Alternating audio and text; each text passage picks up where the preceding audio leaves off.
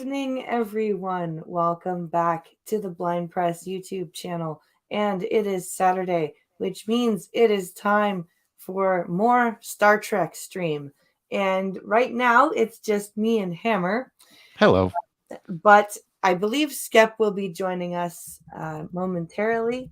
So I'm keeping an ear out for the boop.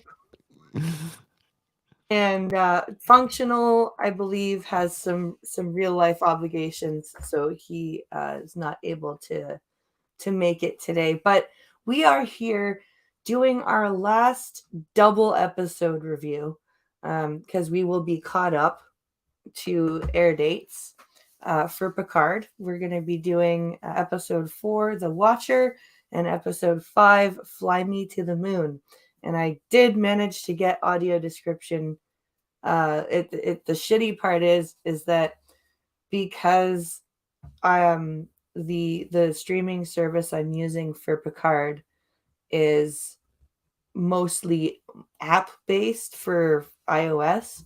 I can get audio description on my phone, but when I go to watch Picard on my computer, I have to do it in a web browser, and I don't get audio description through the web browser, which is dumb. But so I was watching 4 and 5 on my phone so that I could get the actual descriptions of what was going on so that I With didn't miss. with some earbuds, it's just as good. Hmm? With some decent earbuds, it's just as good as using your TV. Yeah, and what I did was I have a really nice speaker that has some really good bass, and even though it's just one speaker, I can still get the stereo, like the sound moving Mm-hmm. from. So I just paired it and listened to it on my speaker. So it was good. And I do have thoughts. I do have thoughts about. I could see where everybody was coming from about the oh my god SJW Mm. uh whining stuff. But so we'll get to that in a second. But to summarize really quickly, episode 4, we have Picard leaving La Serena because they cannot get a hold of Rios, Rafi, or Seven. And so Picard, like, they managed to get transport working. So Picard uses the coordinates that Girardi got from the Borg Queen at the end of last episode. And Picard is sent off to look for the Watcher. And we have also Rios being rescued from ice in this episode by Seven and Rafi, which that was actually kind of funny. Seven trying to driving very recklessly. That was amusing to me. And them arguing like the typical like relationship argument in the car, like over driving. I thought that was amusing. But so the subplot there, the two plots are Picard finding the Watcher and Rios and Rafi being Rios being rescued by Rafi and Seven. And then we have a little bit of a tertiary plot with Girardi being left with the Borg Queen. Bad idea, I think. Anyway. So we do get to a really big part in this episode where Picard finds the Watcher, which happens to be a much younger Guinan, who the actress, she's got a lot of, trying to be young Guinan after Whoopi Goldberg is Guinan. Like, that's a big shoes to fill, right? I think she did an all right job. You could definitely see that this younger Guinan as a listener is very frustrated with what's going on Earth. And you could see where there was a lot of the whining about climate change. Um, she says at one point this century replaced a hood for a suit, meaning like the KKK versus, or for, the white collar, whatever. But, but in spite of the writer's attempt to cram the SJW agenda down our throat, in spite of itself, it was actually kind of holding up a mirror to what's going on right now. Because if you think about it, we are taking everything that we have for granted, like regardless of what ideological bent you have. Like, she's right, she is right when she says, all they do is fight. Because really, that's all we're doing right now. No matter what side you're on, is, that all that's going on right now is there's not really even discourse and debate. It's just insults, finger pointing, even you look at wars that are going on right now. They're being started with lies, and it's just, she's right, all we do is fight. And we don't. Yes, TOS. If you missed last week's episode of the reviews, Piccard and crew have traveled to 2024, and they are trying to fix the timeline, because Q broke it on purpose for some reason, which we have yet to figure out. But Q broke time. Because he can't help himself. I don't know what it is with Q. He just has to fuck with things. My problem with is she breaks canon. Okay. That's the problem I have. Because remember, they went back in time to the, I guess, early or late 1800s, early 1900s to see.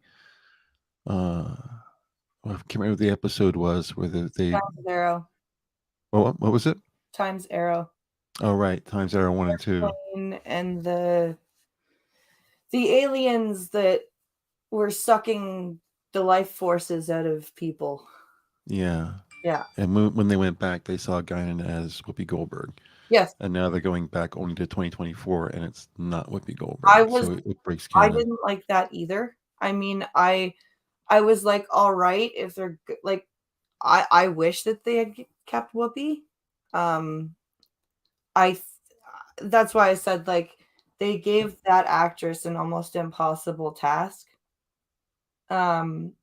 Because it's like the writers have never seen Times Arrow, right? Right. And then B, it's almost it's like when Will Smith got to be the genie for the new Aladdin movie. It's like there's nobody that can follow Robin Williams. Right. So when you go to do Guinan, like, why would you not use Whoopi Goldberg and just, like, she's an Allurian, like, makeup people, like, make her look younger again. Like, why do we? And Whoopi could definitely pull off an angry Guinan. To be completely honest, we got to poop. But to be completely honest, I see no reason after what they did with Q de-aging him. Whoopi Goldberg doesn't look that much older than she used to look. She looks pretty much the same. She's just really fat now. If they would, I'm sure they can find a way to make her. I agree, Amber. We're talking about why they used a different actress for young Guinan. Yeah. When they, in Times Arrow, used Whoopi Oh, I have some opinions about that. I And think this is about to become a trope. You yeah, know, the time voyages and the adventures of young Guinan and how young Guinan saves the universe this week. and like I was just saying that they gave her that the young actress for that played Guinan, they gave her an impossible role Oh because yeah, no because doubt. they didn't, obviously the writers of this episode don't have any idea about canon and Time's Arrow, and B, like More of a guideline, really. yeah, and Whoopi could have definitely pulled off the angry, bitter, disappointed listener Mm-hmm. probably a lot better than and this girl was a good actress, right? But No, she actually thought she was perfectly acceptable, but absolutely believed nothing about her. no, yeah, I didn't really think she was that great of an actress. I think maybe part of it was the writing, yeah, but I think Yeah. the Yes. performance overall was pretty bad. like It's lackluster. had I seen her in as somebody else, like a brand new character, and Yep. like let her grow into her role, like she might have been a good-ish actress. But to They could give have her Guinan straight off, they could have given her a really easy out that would have solved this. mm, As soon as he says Guinan, she said, "No, that's my mom." yeah, Bam! Instant success right there. yeah. She's I still a honestly, listener. Everything's still the same. She's just not exactly the same I person. was waiting for Luna to be Guinan, the dog. Okay, Like, I was waiting for some shape shifting that's powers that's of some Luna. Harry Potter shit right there. Like, no, but because the dog knew Picard instantly, it was okay. Like it was they immediately. I'm like, is Guinan a shapeshifter too? And then it was like apparently no, this is young Guinan. Okay, Yeah, they could have solved that problem. I'm not a writer. I've never been a writer. yeah. And I can solve that problem in just one sentence. I was saying to Hammer Skep that I think despite the attempts of the writers to shove the we need to love our Mother Earth because climate change is bad Yeah. stuff, and this century swapped a hood and put on a suit crap. But Yes. if you look past that, and part of it is that we are immersed in that calling out that crap, so we can't help but see it, right? It's it's kind of a double-edged sword in a way because Mhm. when we watch things like this, we We can't help, really watch them. yeah, we can't help but pick it apart. Yep. But Absolutely. on the flip side, if you listen to what Guinan is saying to Picard, um, that they're unknowingly holding up a mirror to what's going on right now and calling themselves out at the same time. Because especially when Guinan says all they do is fight each other. That's literally all we're doing right now as a society. Doesn't matter what ideology you have. It doesn't matter what side you're on. There's no civil discourse going on right now. There's no we're all regressing back to, segregation, uh, you know, Warlord society to follow. yeah. And so she's right. Like no matter the Hollywood agenda behind that scene, Mm. it's true. It's it's true, and they're unknowingly including themselves in it. That's what I felt. And then of course we get to the scene where where Rafi and Seven steal a cop car. Which I actually thought was kind of funny because we have Rafi like all gung-ho and trying to Well, you know, yeah, what a callback that it was we did, yeah. to TOS. It was I have to say though, I felt like the fan service was a lot different in these 2 episodes versus the last 2. It felt like the last 2 episodes were written by people that actually watched the old Trek. Yeah. And yes. And had some respect. Episodes were written by people who have been listening to people who watched old Trek Exactly. but didn't actually watch it. Yeah. Is like I've never actually seen one, but I understand it's very good. Yeah. Like my buddy says that this one scene was really funny back then. Right, exactly. Like, so we'll do that. Yeah. Like the guy listening to the exact same song that was being played in Star Trek 4. Yep. Right.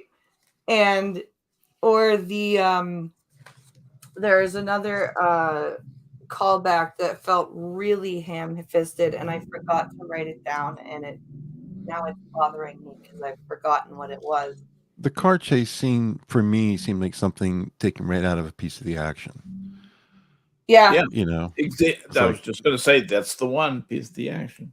Yeah. Just like, okay, let's have, a funny episode where 2 of the main characters have a hard time with old technology. Yeah. Oh, yep. Except it wasn't clever and it wasn't funny. No. It didn't make sense. It didn't like. You didn't like a piece of the action? I love the piece of the action. That's just the point. Is that this version was not anywhere near as good. I understand. I'm sorry. Yeah. Like Spock and Kirk in a car. Well, Kirk is driving. It's immediately funny. You don't even say anything. It's immediately funny. Yeah. Just them 2 sitting in a car. The car's not even moving yet, and it's funny, right? But perhaps I should drive. Yeah. Oh no, Spock, I got this. How hard can it be? But like you've got, and for me, I'm just like, how does Rafi know how to work the LAPD database, and how does she know that all the systems are like? She barely, like, you guys barely had time to, because she's like, I did some digging. All their systems are linked. How did you have time? Like, it would be more believable for Girardi, because Girardi's like, I took anti-coding. Right? That makes more sense. She would know more like, but for Rafi to be like, oh, I did some digging. All their systems are linked. Tap, tap, tap, tap, tap, tap. Oh, I found him. What? Like, you're a fighter security chief person. How the fuck do you know what you're doing that quickly? Like, and the Mary Sue Fury strikes again. Rafi is very much a Mary Sue. It would make a lot more sense. It was like, I felt like the writers were arguing in that scene too, because I really felt like one of the writers actually did want Seven to take the map, because Seven really should have been the one looking for Rios, because even if she's not, like, she's the more tech-minded person. Right. And Rafi's the action hero. They were in the opposite spots. Mm-hmm. Yeah. Like it, and Seven kept saying, maybe I should take the map. Maybe I should. And it really felt like she was right. There were 2 script writers arguing over which one should be driving. You know what I mean? Like, it really felt weird. And yeah. And there were a lot of plot contrivances sprinkling through all this, Oh, we can't communicate with them, so we'll send Piccard out. Oh, now communications works. Mm-hmm. Wait a minute. You just sent him out because communication wasn't working. What do you mean now communication suddenly? What happened? You need Piccard to go away so the Borg Queen can fuck with Agnes. Don't you know that? Exactly. Exactly. And you knew it was happening. You know, when he says, "Oh, I got to go," or we're all yelling behind him, "No, no, don't go. Don't stay there." Yeah. Sure enough, off he goes. And Yep. And then we have Piccard meeting up with the actual Watcher, because it's not Guinan. It is somebody named Talon. that was another stupid thing. I mean, it seems to me Yeah. like the writers are running out of material, so they're trying to stretch things out here because they have. To introduce a new character. Well, I mean, they bring a new Guinan to this park where Right. she meets this girl. The girl can't take her directly to the person that they need to meet. She has to stop, drop him off with another person. That person has to get infected, then point where he keeps walking, and then they infect another guy, and he walks him 5 feet and then turns. It's like, why couldn't a little girl just walk him up there? It's like possession relay race. I was like, What was that all about? That was the stupidest thing. There was no reason for it. Yeah. And it was weird. It wasn't even like how most Trekkie non-corporeal entities work. He walked a whole 35 feet from the point the guy in left. He walked 35 feet and was escorted by 3 people, only to be beamed out. I guess whatever that gray mist was, get to be beamed out in front of everybody. Yeah. Come on, that's stupid. And then we end the episode with Q talking to a girl who has no idea that he's there. And he goes to snap at her and nothing happens. To which Yeah, he says, that was intriguing. That was intriguing. And to which he goes, "Oh, that's unexpected. It's unexpected, yes. And concerning or something like that." It was just the way he's like, "That's unexpected and concerning." It's like, and I agree with him. mm-hmm. I think that was like, wow, Q's not working anymore. Q, the omnipotent, is suddenly not working anymore. What the fuck's going on? He's probably got an enemy or two.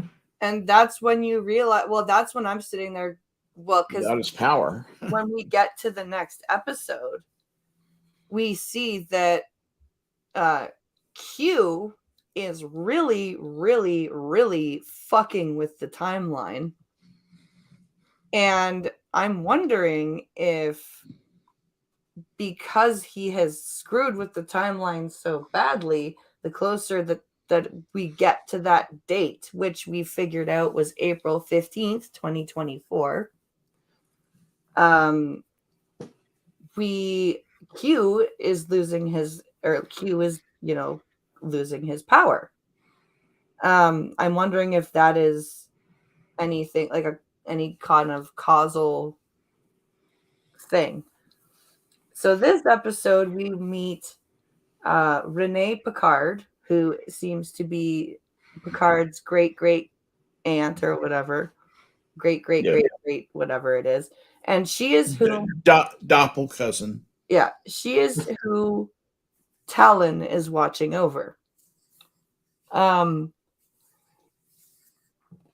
And now I have no problem with there being this female Piccard who's better because she's female. No, I don't think it's because she's female. I think that that's part of our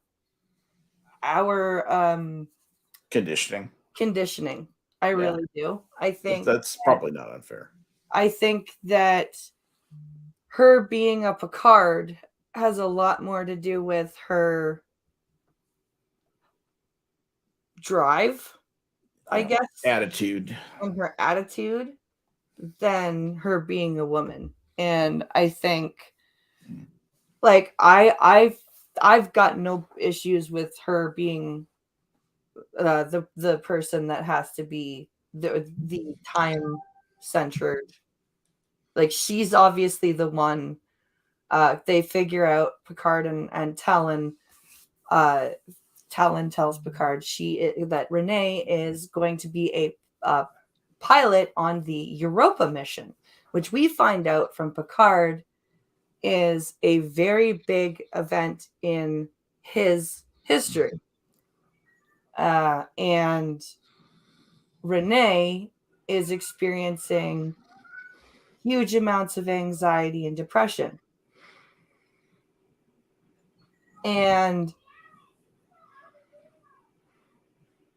so Talon is very concerned that Renee is not going to make it to the mission. And she has access to watching Talon's therapy sessions.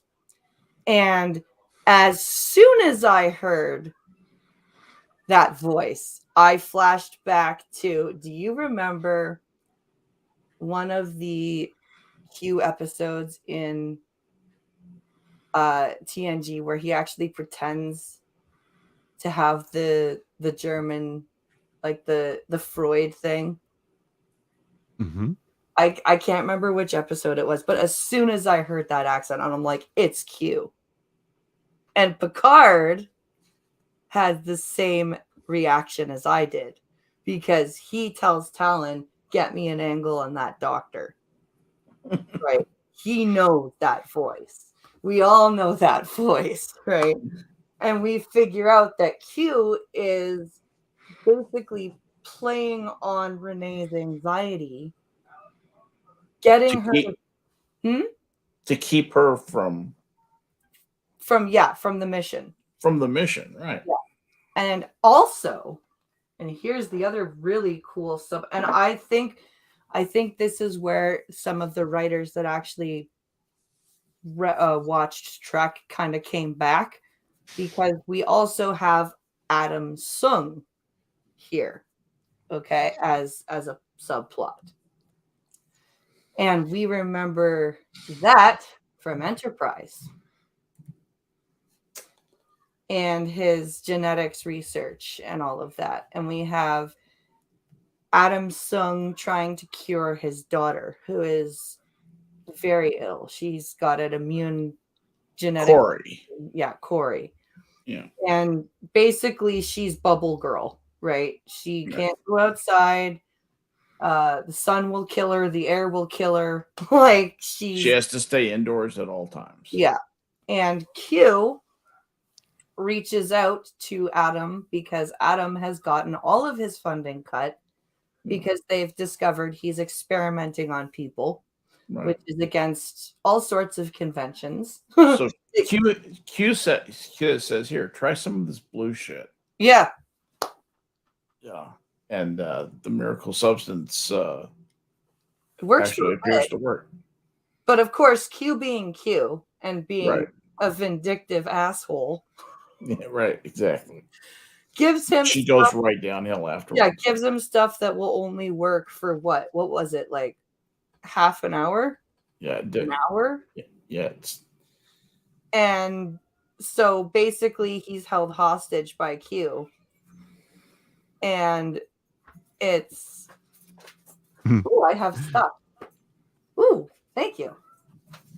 It gives him a drug that only works for a certain period of time. They call it a vaccine. Yeah.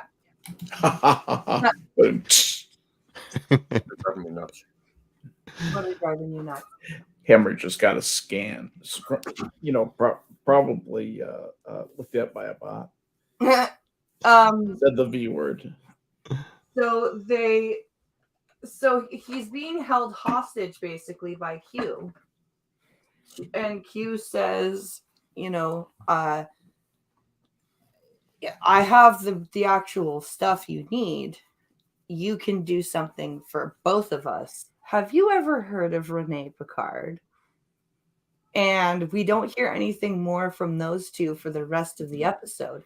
Now, a big point here, while Rios is being, rescued and Piccard is finding Talon, Agnes is back in the abandoned Chateau Piccard, and the Borg Queen is left on La Serena, supposedly with limited access.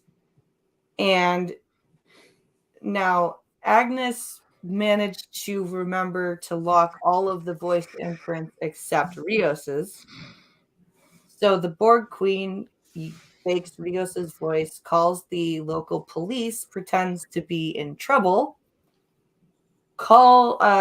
basically gets a a sergeant or whatever out to the chateau.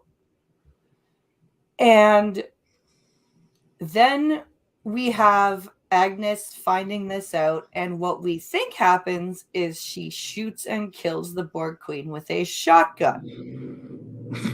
Now, I don't know about you, but I didn't read the ending scene of this episode to know that the Borg Queen wasn't gone. Well, supposedly she shot the little bit of cortical, whatever it was. The fleshy bits. Yeah. Right. The minty bits. The minty bits, yes. Yes.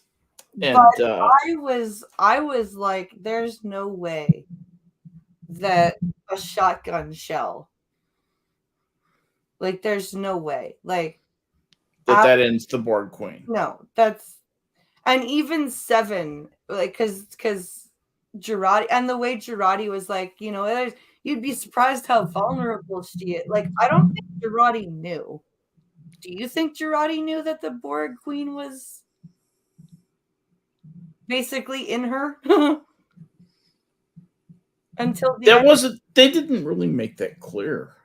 Yeah. What from what Girardi's point of view, it was hard.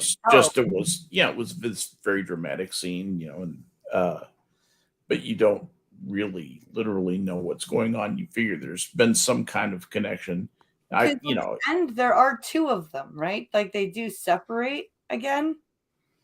They separate again, but what I think she did was basically copied herself into Girardi. Right. That's what I think happened.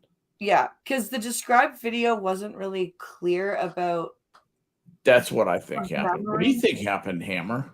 I thought Girardi was going to shoot the cop. So did I. I honestly thought that she was going to shoot the cop to, like, because because it's been in canon, Piccard has killed people who are mid, like, do you know what I mean? Mid. You don't know what kind of shot she had in that shotgun. You don't know if it was a slug or if it was buckshot. Right. You have no idea birdshot or buckshot's in that thing. So I assume that it was birdshot, which just hits you with a bunch of pellets and hurts a lot, but doesn't kill you. That's what Cheney got, shot with, was birdshot. But I guess apparently it was a slug. But I thought she was going to shoot the cop. Yeah. And the Borg Queen was going to be like, I have no hostage. Now what am I going to do? And she would have dropped him, at which point Girardi would have pulled him away and saved him or something. But no, she shot the queen. And I was just like, oh, really? She actually shot the queen. Yeah. But I assumed at some point the queen did something. She had some kind of escape route, because what do the Borg do? They're always thinking 3 or 4 moves ahead. And that's what I mean when Girardi said, who would have thought she would have been so vulnerable? And Seven goes, there are a few billion souls who will disagree with you. Yeah. And do you think Seven thought that she was done? Like, gone? Do you think Seven is going to be surprised in episode 6? Or do you think she's going to come up? Depends on how good it's written. Yeah. Yeah. If they show shots of Seven giving Girardi side eye and stuff like that, so you can see the suspicion on her face, I think that'd be beautifully written. But I don't know if they're going to do that. They should give her like a sixth sense, like, wait a minute, I'm feeling Borgishness around me somehow. They should be doing what's a missed opportunity here is, and they've done it a couple of times with Piccard, but they need to do it with both Piccard and Seven, is they need to do that telepathic like echo thing. I can hear them. Yeah.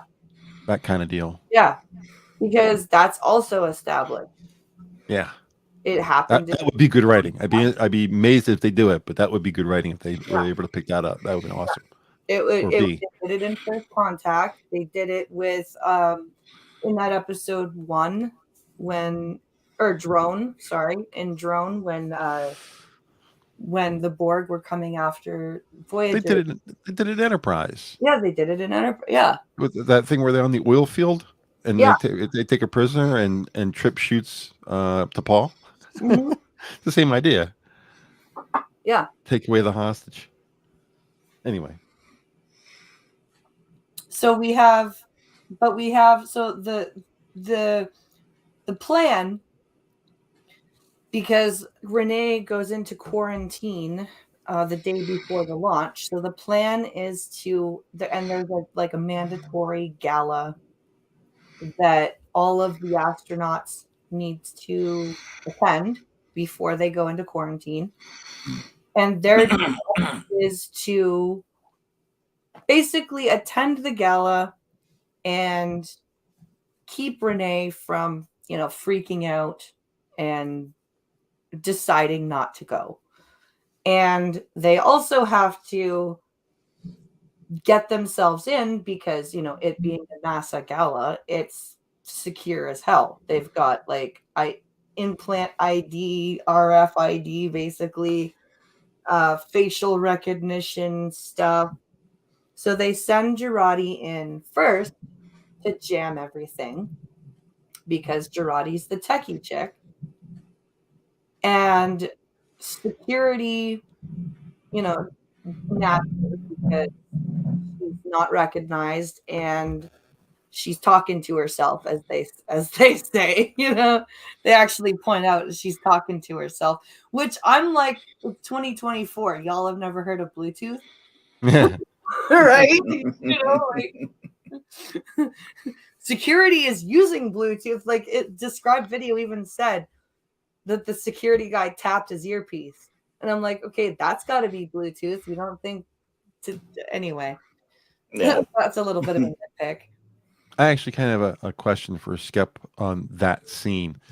Did you notice the red dress? The red No. dress? No, what you didn't notice? Girardi. No. Yeah, she was wearing a red dress. Oh, yeah.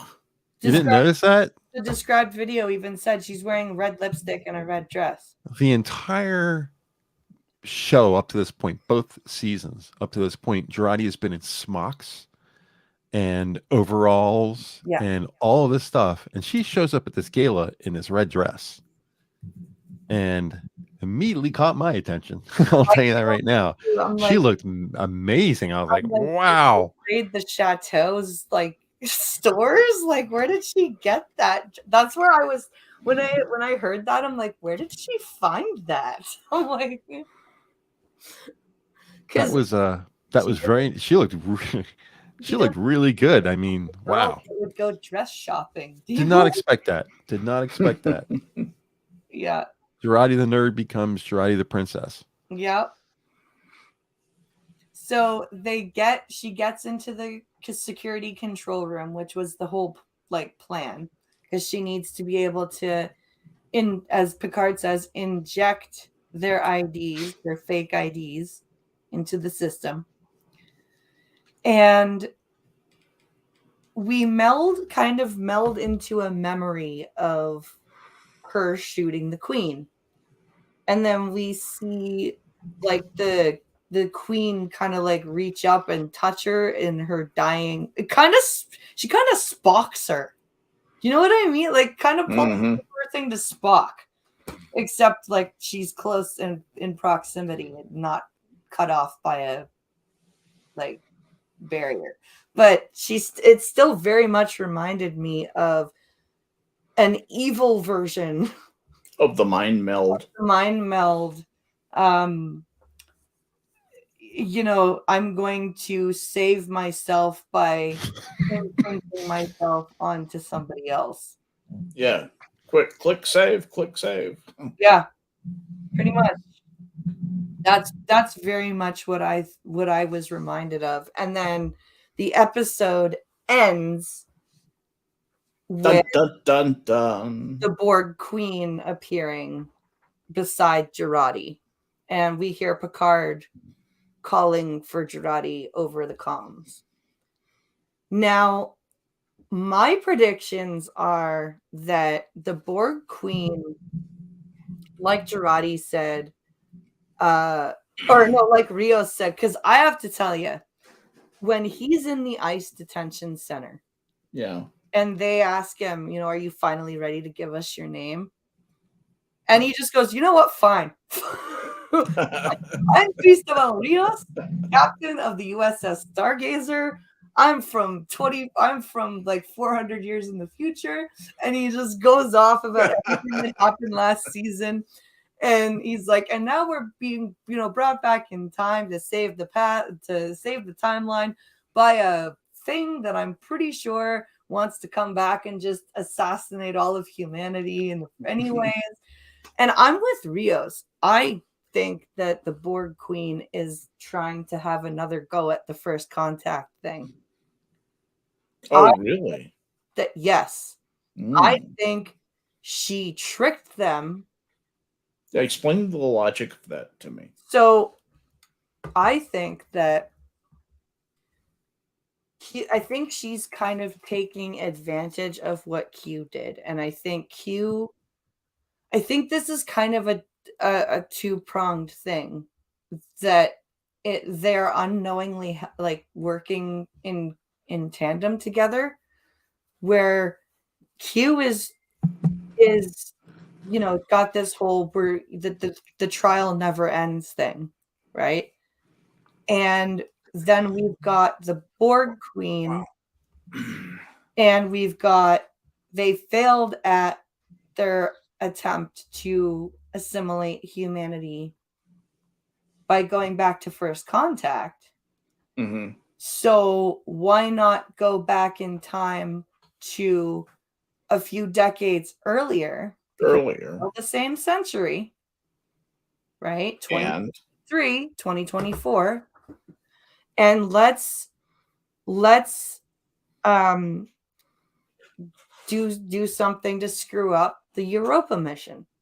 Now, what better way to screw up the Europa mission than by getting yourself into the control room at the NASA gala? And now you've got a whole bunch of people to make a collective in this time. It's interesting to think of the Borg having different time collectives. Yeah. And the possibility of those linking up. You could generate time paradoxes over and over again. I mean, you really would control absolutely another dimension. And think about it. If they had managed to figure out a way to assimilate an interdimensional species. Yeah. Like, that's it. Yeah, that's it. That's it. You're fucked. Like, yep. And we also have established canon of the Borg Queen absolutely pulling psychological warfare. Mm-hmm. Like, well, she's doing that here too. Yes, absolutely. So it would not surprise me at all for her to recognize that Q has messed with the timeline and seen an opportunity to, yes. So, Hammer, did you buy Jurati's relationship with the Queen? Did I buy her relationship? I mean, did that seem natural, or did it seem forced? Was that good, or I think it was. I think interaction. it was. I think it was I think her whole relationship with the Borg Queen is predictable Yes. because you take someone who's that brilliant, they're going to be curious and inquisitive, and they're going to be overconfident, and they're going to think that they can win against the Queen. So you take that personality and put them against the Queen. You know that the Queen's resourceful, so you can almost see this coming before it even gets close. Well, and that's why Piccard, when the Queen says, "You've impressed me," that was why Piccard was like, it's not a good thing. Get away from her right now. Like, yeah. He know, like, and that's why I got so mad when the writers had him leave. I was like, why why are we making this plot furtherance so easy? Come on. But does the Borg see time as we humans do, says Ghost Dog? I would say no. I think they can. Yeah. Do the Borg see time as we do? I think they can understand how we see time, but I don't think we can understand how the Borg see time. No. I think they see time in a much more complex way than we do. I think we see time as very straight, and they see time as almost layered and malleable. I think It's there's something going on with Q has something to do with the Borg. I think there's something going on there, and I think it's the most it's the most intriguing part of watching the show is like, are they going where I think they're going? Because if they do, that'd be amazing, you know. I don't know if they're going to go there, but if they get into a thing where the Borg is taking over the Q, or the Q and the Borg are fighting each other, or something like that, it's going to be, man, is that going to be a great that was actually my prediction, was that this was going to end up with the Q with Q versus the Borg, and it's always been about Q versus the Borg, and time is just another dimension for both of them at this point. Do you think that to move in and the Borg Queen are adversaries in this, or are allies? Yeah, I don't think they're allies. Yes. I think they're one or the other, probably. I haven't figured out whether Q and her are an adversarial force here or an allied force here. Me either. I'm not ready to make a judgment, because as soon as I make a judgment, it will be the wrong one. Right. Well, that means the writers are not giving you a look either way. So, and I don't enjoy that. I don't. They haven't even given you the look that the two are entangled yet. Yeah. We're reading that into it, and it's very likely it is, but the writers have not even suggested that yet. So they don't even suggest that they're aware of each other.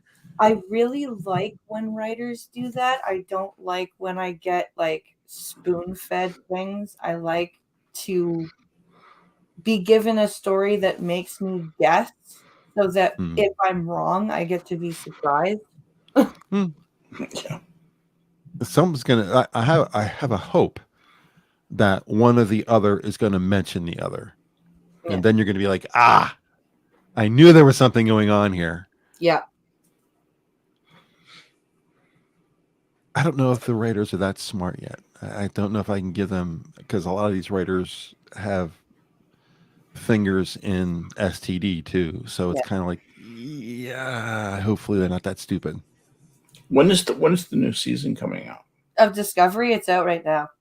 No. Yeah, oh, really? It's out now? 4 is airing. I can't believe they made it to 4 seasons. You're saying it just as I'm about to interrupt you to say it. No. We're both thinking exactly the same thing at exactly the same time. I can't believe they got 4 seasons out of us. And I've been talking to a bunch of other people that I've discovered like Trek in the blind community, and we've all come to the consensus that Piccard is the closest thing to Trek like that we grew up with. It has the Trek atmosphere. Yes, than like Discovery or Yes. Lower Decks or a Brave New World or whatever the fuck else. You're not Brave New wrong. Worlds is not out yet, and Oh. it doesn't look. It looks like it's going to be episodic TV, so that's going to be even closer to TOS. Yes. But I don't know how they're going to play it. If they're going to take the villains from STD and the writing from STD, or if they're going to go back to the way TOS was. If they go back to TOS, the way TOS was, there's a potential for a good solid show there. Yeah. It's definitely going to be on a starship checking out strange new worlds. So at least it has the TNG TOS ethos to it. We'll see if it's not going to be, huge arcs. Yeah. Like this is. So there's some good news there. We'll see how the acting is, how the writing is. I was just gonna say it's all about the writing. All about the writing. Yeah. It's always about the writing. Yeah. I think that's maybe I hate to compliment the writing for Piccard, but it is a lot better than I expected and much better than STD. Amen, brother. Yes. So, amen. You guys were much more concerned about it than I was. Well, last season I was really because of last season, I was really concerned about this season because there was a lot that I didn't like about last season, but it's especially the first 3 or 4 episodes really made you. Yeah. But compared to like this season, like shit happened the first episode. Yeah.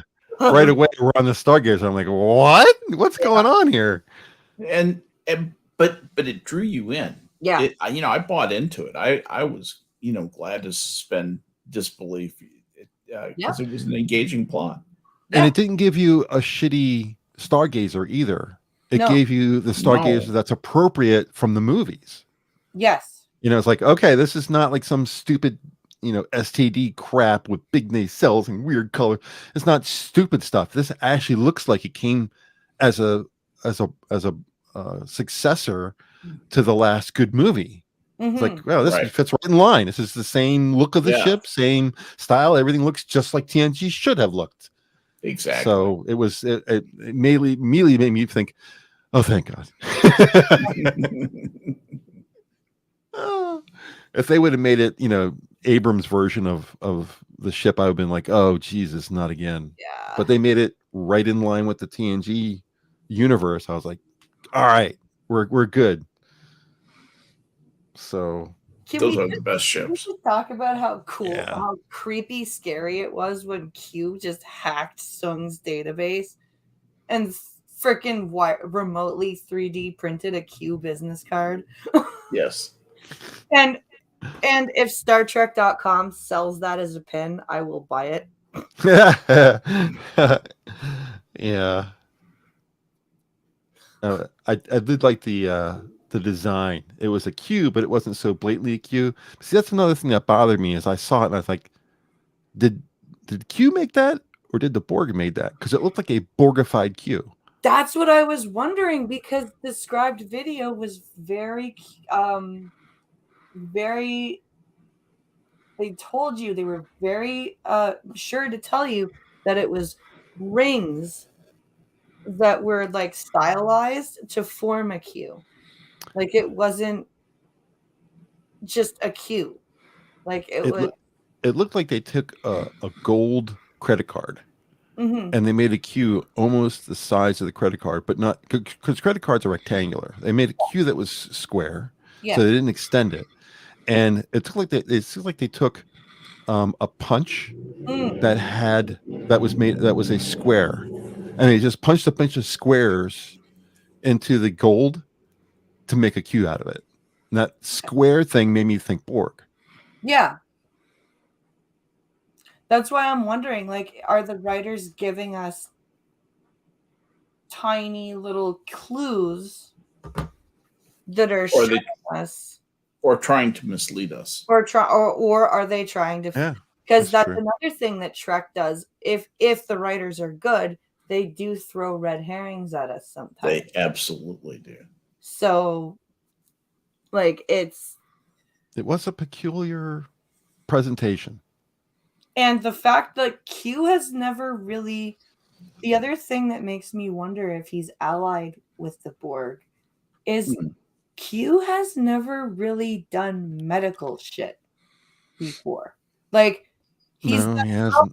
he's done a couple of things. Like he froze Neelix's, or Q Jr. froze Neelix's vocal cord, and Q fixed it, or like Q saved Icheb after Icheb got fried because of that fake Chakuzan or whatever that Q was pretending to be, right?